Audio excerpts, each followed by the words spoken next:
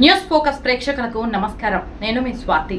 Registration చేయించుకున్న వారు తగిన పత్రాలతో రిజిస్ట్రేషన్ కి రావాలని, లేకుంటే రిజిస్ట్రేషన్లు జరగవని పలాస సబ్ రిజిస్టర్ తవిటయ్య అన్నారు. శ్రీకాకుళం జిల్లా పలాస సబ్ రిజిస్టర్ కార్యాలయం వద్ద శుక్రవారం చోటు చేసుకున్న ఘటనపై ఆయన స్పందిస్తూ శనివారం ఆయన మీడియాకు తెలిపారు. ఈ మధ్య కాలంలో కొంతమంది వ్యక్తులు కార్యాలయాలకు వచ్చి గొడవలు సృష్టిస్తున్నారని, శుక్రవారం నందిగామ మండలం శాసనం చెందిన ఓ వ్యక్తి కార్యాలయానికి వచ్చి ఎటువంటి పత్రాలు లేకుండా రిజిస్ట్రేషన్ చేయమని గొడవ చేశాడని, ఇటువంటి వ్యక్తులపై కఠిన చర్యలు తీసుకుంటామని తెలిపారు.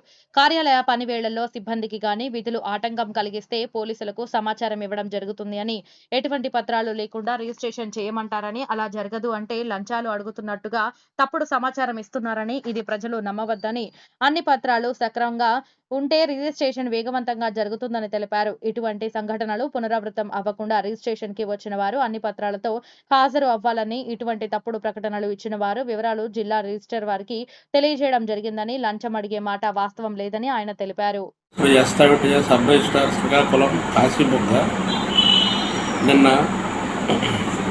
అనగా శుక్రవారం రోజున నందిగామ మండలానికి చెందిన దానేష్ అనే వ్యక్తి మీడియేటర్ 2 దస్తావేజులు తీసుకువచ్చారు. ఆ 2 దస్తావేజులు వారసత్వ ఆస్తులు ఉన్నాయి. అందువలన వారికి ఏ విధంగా దఖలు పడిందని తెలియడం కోసం ఎంఆర్ఓ సర్టిఫికేట్ అడిగాము. ఆయన ఆల్కహాల్ తాగి ఉన్నారు. సర్టిఫికేట్లు తీసుకురమ్మంటే సర్టిఫికేట్లు రాలేదు సరే కదా, అసత్య ఆరోపణలు చేస్తూ డబ్బులు అడుగుతున్నామని గట్టిగా అరుస్తూ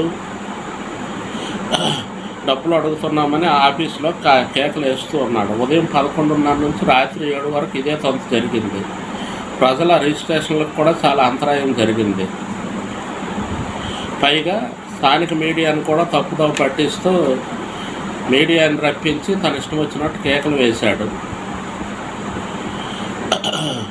సదరు ఆసామి పట్ల రిజిస్ట్రేషన్కి వచ్చిన వాళ్ళు కూడా చాలా అసంతృప్తి వ్యక్తం చేశారు. ఇదే పరిస్థితి రిపీట్ అయితే అతని మీద కేసులు పెట్టమని కూడా కక్షిదారులు డిమాండ్ చేశారు.